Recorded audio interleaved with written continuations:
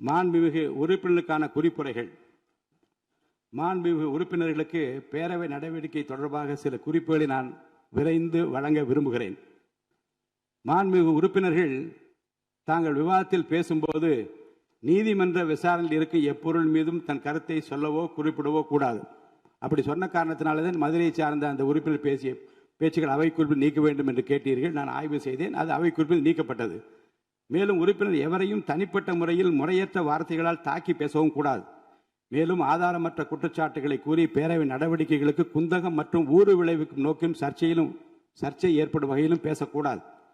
சட்டமன்ற பேரவை நடவடிக்கையில் சிறப்பாக அமையவும் பேரவை நேரத்தை மிகவும் பயனுள்ள முறையில் பயன்படுத்திக் கொள்ள ஏதுவாகவும் மாண்பு உறுப்பினர்கள் உரையாற்றும் போது அவ்வப்போது பேரவையின் ஆய்வில் உள்ள மற்றும் விவாதத்திற்கு எடுத்துக்கொண்டுள்ள பொருள் குறித்து சுருக்கமாகவும் தெளிவாகவும் ஷார்ட் அண்ட் ஸ்வீட் ஆக பேசுமாறு கேட்டுக்கொள்கிறேன்.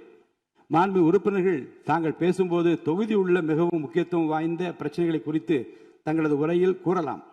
தொகுதி சார்ந்த பொதுவான கோரிக்கைகள் குறித்து என்னிடம் எழுதி கொடுத்தால் அவற்றை அவையில் தாங்கள் பேசியதாக அவை குறிப்பில் பதிவு செய்து தங்களது உரையில் சேர்த்துக் கொள்ளப்பட்டு அந்த உரையின் நகல் மாண்பு உறுப்பினர்களுக்கு அனுப்பி வைக்கப்படும் என்பதை தெரிவித்துக் கொள்கிறேன். அப்படி வந்தால் உரையில் நீங்கள் என்ன எழுதி கொடுக்கின்றீர்களோ அது உங்களுக்கு நீங்கள் பேசியதாகவே கருதி அந்த உரை உங்களுக்கு வழங்க. அப்புறம் நீங்கள் தொகுதிக்கு போகிற போது நமது சட்டமன்ற உறுப்பினர் என்னென்ன பேசினார் என்பது உங்கள் தொகுதியில் ஒரு புத்தகமாகவோ நோட்டீஸாக அடித்து மக்களுக்கு கொடுப்பதன் மூலமாக அவையில் நீங்கள் என்ன பேசினீர்கள் முழுமையாக என்பதை மக்கள் தெரிந்து கொள்ளும் ஒரு வாய்ப்பு ஏற்படும்.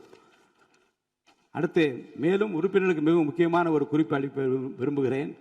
பேரவை நடவடிக்கைகள் தற்போது நேரலையாக ஒளிபரப்பு செய்யப்படுவதால் பேரவையில் உள்ள உறுப்பினர்கள் மிகுந்த கவனத்துடனும் எச்சரிக்கையுடனும் இருக்குமாறு கேட்டுக்கொள்கிறேன்.